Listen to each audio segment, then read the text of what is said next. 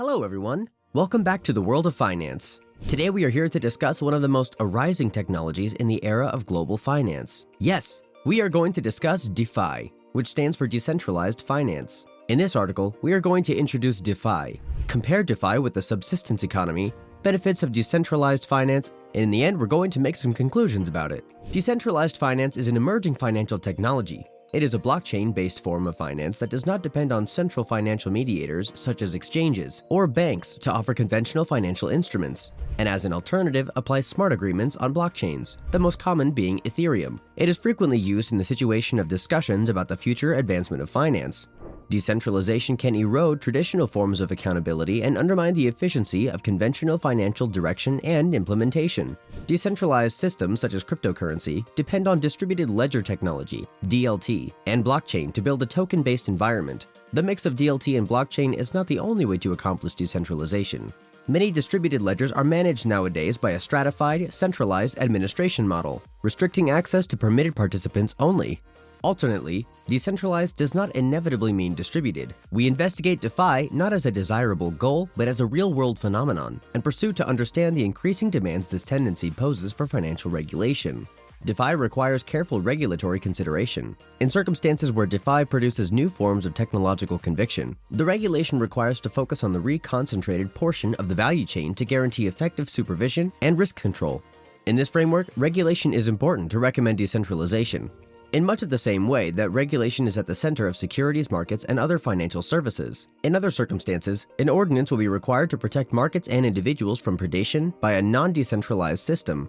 For example, when a member in one market aims to take benefit of technology for regulatory arbitrage. DeFi versus subsistence economy.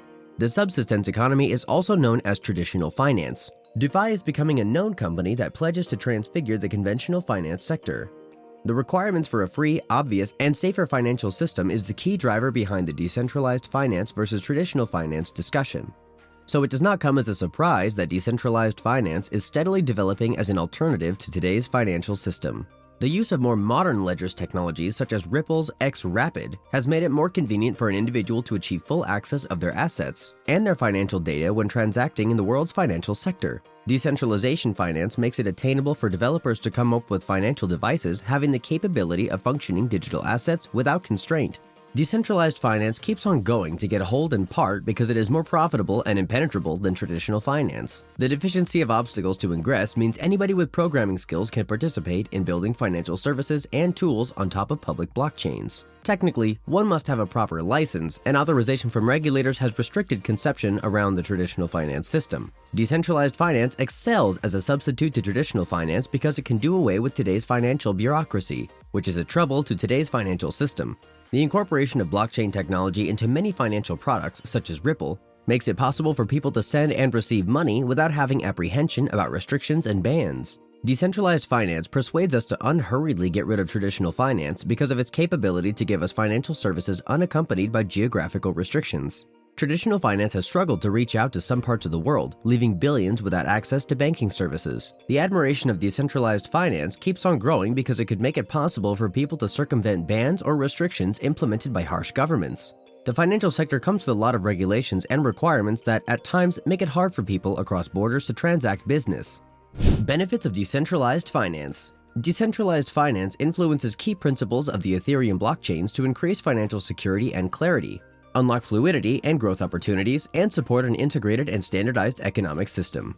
Distinctness. On the public Ethereum blockchain, every function is broadcast to and checked by another user on the network. This level of clarity on every side of the transaction data not only permits rich data analysis, but also assures that network security can be used by any user. DeFi protocols running on it are also built with open source code that is accessible for any person to view, inspect, and build upon. Application aptitude. Highly programmable WISE contracts mechanize, carrying through, and authorize the creation of new financial apparatus and digital assets. Acquiescence. Ethereum's composable software pyramid guarantees that DeFi protocols and appeals are built to integrate and strengthen each other. With DeFi, creators and the product team have the pliability to build on top of existing protocols, customize interfaces, and integrate third-party applications. Permanence. Manipulate verification proof data balancing over a blockchain's decentralized architecture widens safety and auditability. Without permission. Dissimilar traditional finance, DeFi is explained by its open, permissionless viewpoint. Anyone with a crypto wallet and internet connection, in spite of everything of their geography and frequently without any minimum amount of funds vital, can approach DeFi applications built on Ethereum. Personal incarceration. By using web wallets like MetaMask to deal without permission financial applications and protocols, DeFi markets members constantly keep custody of their assets and control of their data. DeFi is a peer-to-peer system of either passing on or saving financial assets. The champions of the DeFi system assert according to the fact that it holds the capability to do all the tasks enabled by banks, much faster than before. By using the concept of DeFi, the cost was reduced by a great margin.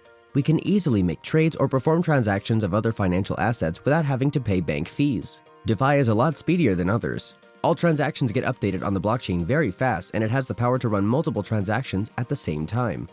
Further progress of DeFi. We are noticing a development hurdle in the new prospect of the serviceability of money over the creation of partitive accounts technique. Anyone can participate in the field of DeFi formalities and achieve a place in the field wherever the globe of DeFi is intensely formed. The DeFi field is rapidly keeping pace with the conventional economic system, and even when some of the hurdles are definite while functioning on the origin of creation, the globe of decentralized finance is on the way to affluence. Over time, it's difficult to forecast how this field is going to figure when the domination to build economic assistance will equalize. Conclusions. As you can see, a great future will be provided by DeFi after having help and support from the entire world. Increasing processing, storage, and bandwidth capacity are permitting the potential for the decentralization of finance, while blockchain, cloud, and data give us the technologically great environment for decentralized finance. At the same time, by linking multiple small actors, decentralization may give us an opportunity for the creation of effective scale concerning data and liquidity pools that in the past era has justified the regional or worldwide clustering of services in financial centers and the pooling of both through huge balance sheets. Decentralization may thus weaken some of the bundling activity performed by intermediaries. This trend is likely to be mostly incomplete. In other words, decentralization will possibly see more various and competitive financial service ecosystems, and reduce the centrality of the role of financial hubs, which will be good, but it will not abolish the considerable data superiority enjoyed by the huge tech platforms such as Alden's, BlackRock in the US or Ant Financial in China. Yet DeFi in its uncontaminated form cannot meaningfully subsist within a properly regulated setting. Given that decentralization is no relief, the complication of pure DeFi is the disaster of the commons.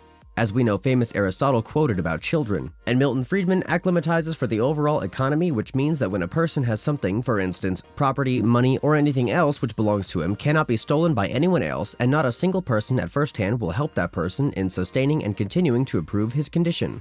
Wherever technical and economic decentralization is taking place, incentives to pervade in the renewable development of a technology or business model potentially disappear. This is one of the main intentions of the economic discipline, which is progressively developing around theories of the sketch of such systems. DeFi also raises accountability and enforcement issues around both difficulties of establishing standing to sue and of determining the applicable law and jurisdiction of regulators, supervisory authorities, and court in the difficulties of establishing how many clients or counterparties are located in a given jurisdiction. All deny the rule of law in financial service. But again, to some extent, that's one among the main objectives of DeFi. DeFi potentially increases the concentration effects elsewhere within the economic system and introduces further dimensions of cyber risk from tech dependency and interconnectivity.